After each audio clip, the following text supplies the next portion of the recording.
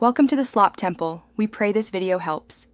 You'll start by confirming your iPhone runs iOS 14 or later, and that you have a case that doesn't block taps. Open Settings, go to Accessibility, then Touch.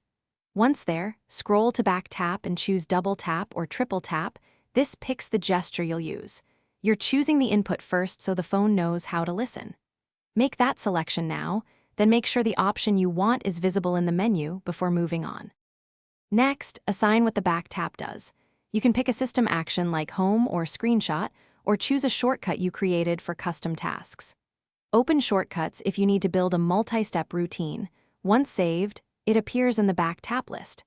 Select the action and then try tapping the back of the phone a few times to test responsiveness. If it's slow, try switching between double and triple tap to find the most reliable trigger for your case and grip. To finish, confirm the action runs every time you tap. Practice the motion in different grips and pockets. If taps don't register, make sure your case isn't too thick or textured. Removing or switching the case often fixes it. If it still fails, restart your iPhone and revisit settings to reassign the gesture. Sometimes a quick reboot clears software hiccups.